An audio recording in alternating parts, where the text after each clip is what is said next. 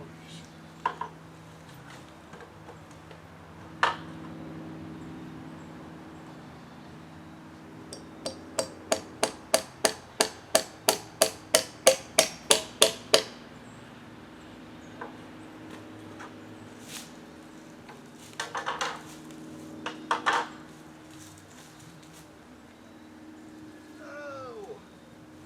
The fun of one-man construction.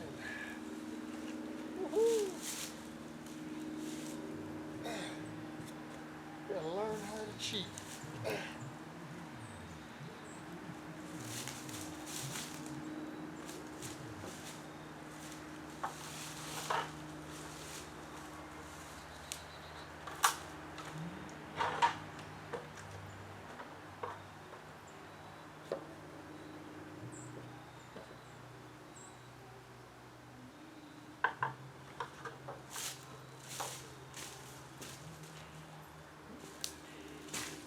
Pretty old good.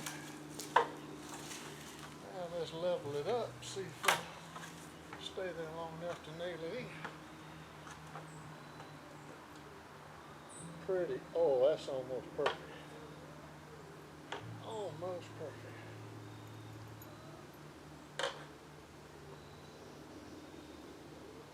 Let's see.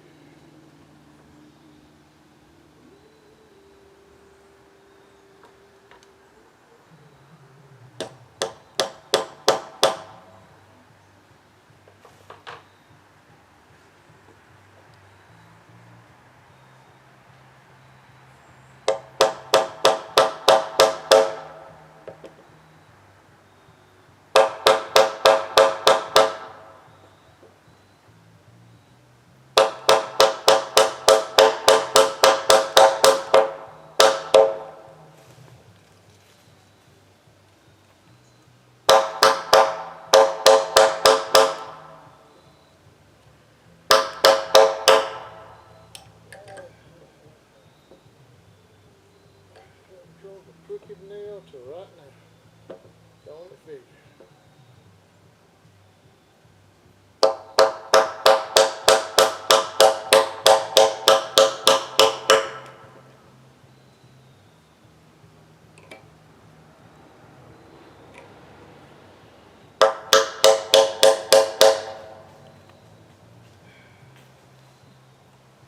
Of course. Right now.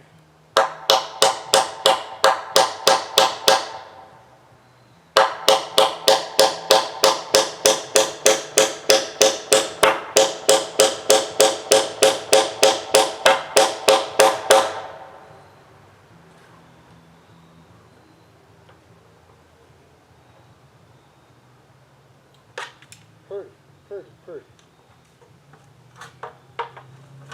Oh.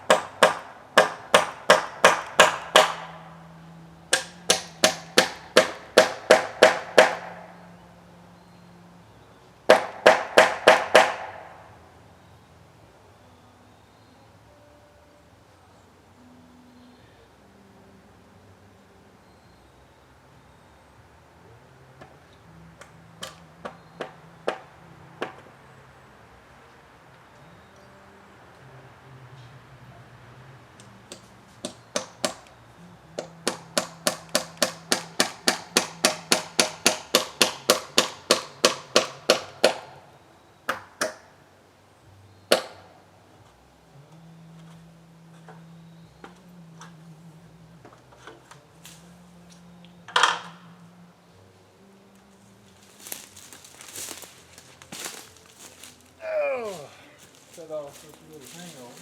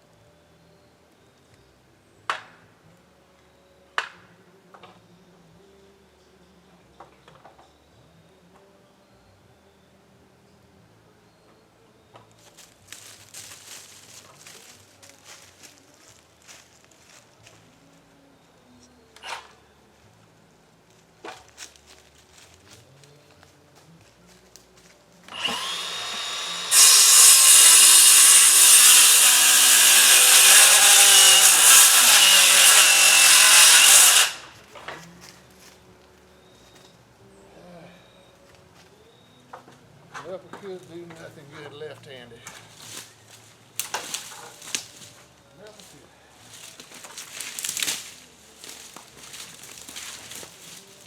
Get right.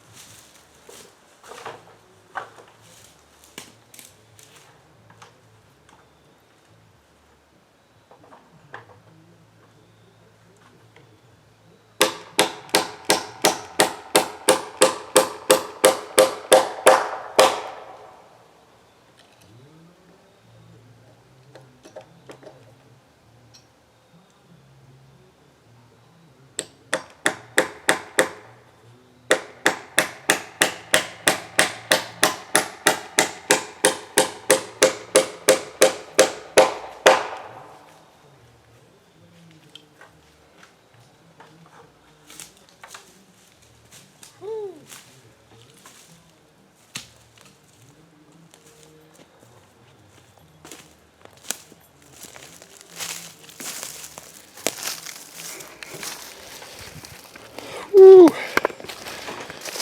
Well, folks, as you can tell, this is Jeff again, Real Country with Jeff and Melanie. And as you can tell, I still hadn't learned to edit. I'm wanting to, just don't have the time. My computer's old, so bear with me till I can get better equipment. This is how it's going to be, one long video and one short video. But this is the little shed I was telling you about that I was working on when we hit the water line, getting ready to set the post.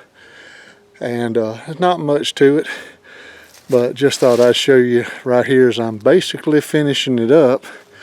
I'm going to come back, and all I'm going to do to this thing, because there's not going to be any weight on it, is I'm going to probably run me some 2x4s across the top. And I've got an old metal building somebody gave me a long time ago that's just sitting in the way. We're not even using it. There's nothing in it. And I'm going to take the panels loose and I'm going to lay them across the top and give me a little tin roof. And I'm just going to put a block of wood or one board a little bit higher up here at the front on this section. And that'll give me just enough of a pitch to let the water run off toward the back. And like I said, I'm not having any walls. It's not going to bear any weight, any load. Oh, done stepped in the dark. Shade is nice and it's tough. Let me get over here where we can see it a little better. Y'all don't want to see me in nothing but darkness. I'm bad enough in daylight. But let's see if I can lighten it up a little bit. There we go. Lift my old hat up. But just going to be a box on stilts, just enough to keep a little bit of rain and sunshine off of me, where I can store a few logs and get out of the rain if I need to when I'm carving. And maybe it'll help me get more done when I don't have to wait 2 or 3 days after every rain cloud. But I'm going to spin the camera back around just to see what it looks like, and later on I'll show you when I go to put the tin on there. And like I said, except for just a few little 2x4s running back and forth and then tacking some tin down, that's all we're going to do. Then I'll clear out the bottom, get the ground clear, and I'm going to put some wooden pallets in there and put them on bricks where they're not in contact with the ground, where they won't rot, and then maybe they'll last long enough to hold my wood. But let me spin it around and get to where I can see again. Whew. But yeah, basically that's all there is to it. I cemented these 4 posts in the ground and took these 2x6s, tied them in, and like I said, I'll probably come back and, like I said, I'm not a carpenter. I had an uncle that was, but I'll probably come in here later on and put me a brace like that all the way around, just for the thought of giving it some support. But there shouldn't be any weight. We don't ever get any snow down here, so a few leaves and I can blow them off. And a little trick I was having to do on the back side, spin this thing around again. When you're a one-man operation, there ain't nobody you call for help. Right now Miss Melanie's at her job. Both my sons are now grown. One's married, both moved out. So there's nobody can help me. But what I did was, I kind of roughly guesstimated where I needed my board, and I took a 16-penny nail, blunted the tip of it with a hammer. That's no trick my Uncle Spoke taught me. If you blunt the tip, you can drive it in, and it usually don't split and crack the boards. And then when you're done, you can pull it out. But I come down just an inch or two below where I wanted those 2x6s to rest, and in the center of the board just barely tacked it in enough to support the weight of the board. And that let me cheat and use that nail as a second man to hold it for me. Then went on the other side, did the same thing, and set the board up there. And before I ever climbed up, I already started my nails in the 2x6 where the tip was just coming through the board. So then once I got it in place, it's just a matter of hold it and drive it on in.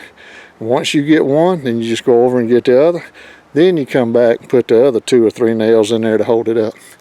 Another trick my uncle taught me, and we learned this lesson the hard way. When you're looking at a board, at the butt end of the board, you're going to see the rings of the tree. Always, always turn the hump of the rings outward. If you're laying a deck for a porch and a deck, lay those rings like a rainbow. Have the ridge sticking up, because that's the way the sap's going to run in that board. And we built a deck back in 1982 when I was a senior in high school or just graduated at my mama's house.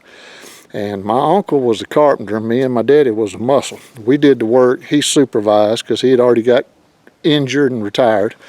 And me and daddy did it just like he told.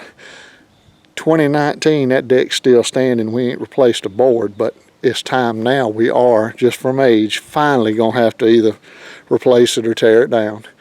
But that's a long time for a deck that's outside in every weather all these years.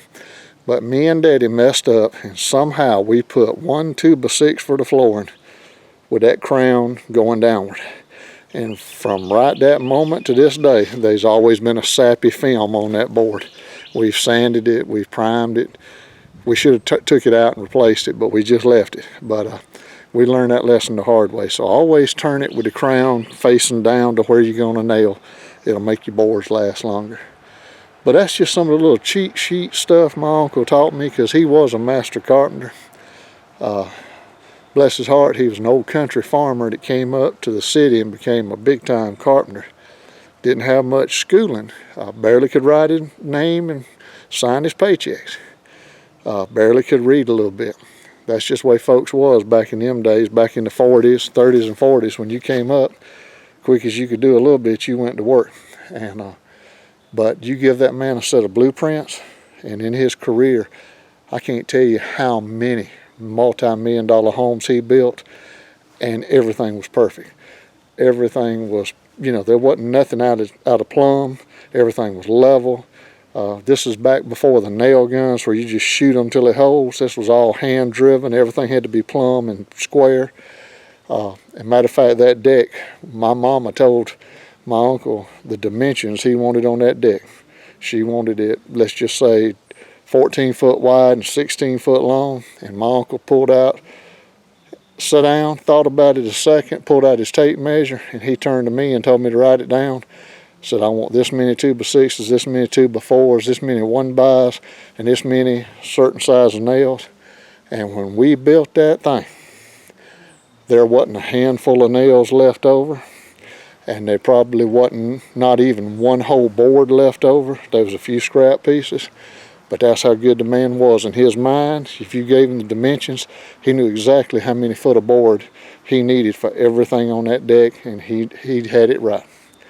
But folks, that'll end this little video real quick. Just want to do this little one on building my little wood carving shed.